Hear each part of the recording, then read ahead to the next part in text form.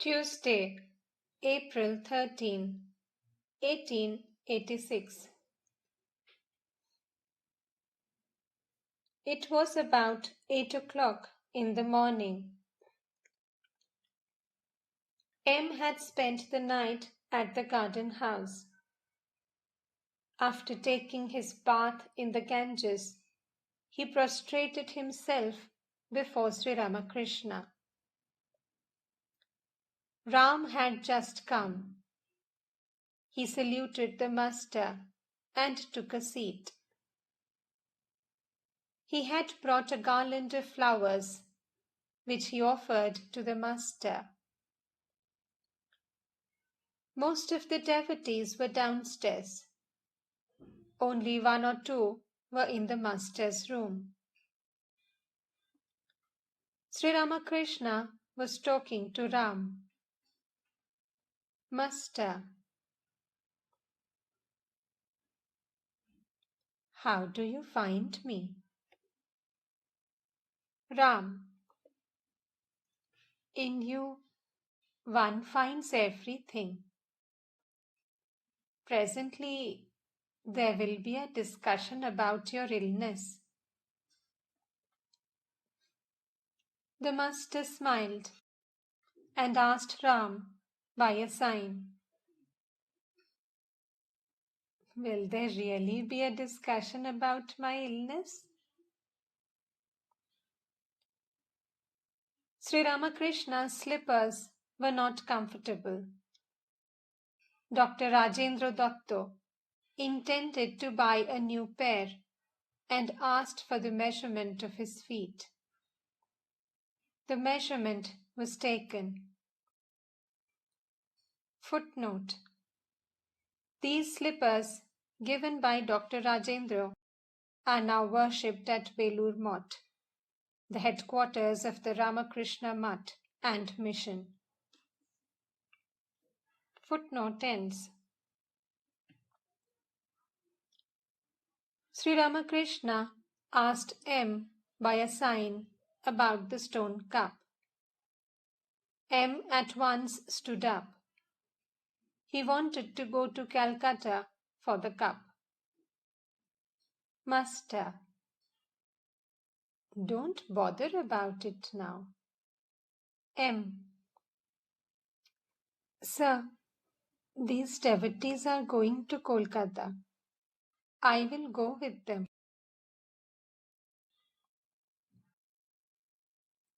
M bought the cup in Kolkata and returned to Cossipore at noon. He saluted the master and placed the cup near him.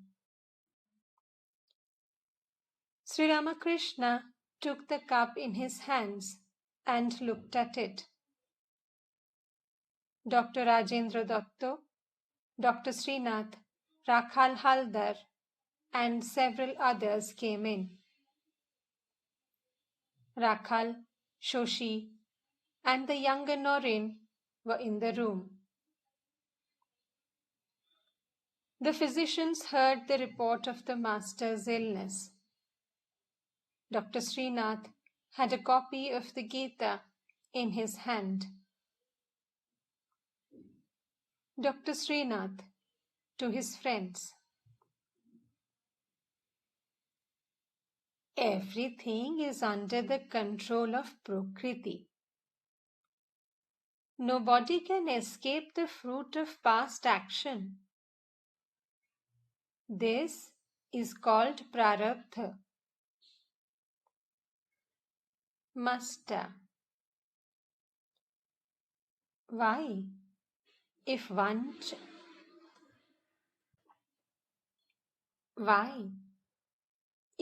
chants the name of God, meditates on Him, and takes refuge in Him? Dr. Srinath. But sir, how can one escape prarabdha, the effect of the action performed in previous births? Master. No doubt. a man experiences a little of the effect, but much of it is cancelled by the power of God's name. A man was born blind of an eye. This was his punishment for a certain misdeed he had committed in his past birth. And the punishment was to remain with him for 6 more births. He, however, took a bath in the Ganges, which gives one liberation. This meritorious action could not cure his blindness, but it saved him from his future births. Dr. Srinath: But sir, the scriptures say that nobody can escape the fruit of karma. Dr. Srinath was ready to argue with the master. Master to M: Why don't you tell him that there is a great difference between the Ishvara Koti and an ordinary man? An Ishvara Koti cannot commit sin. Why don't you tell him that?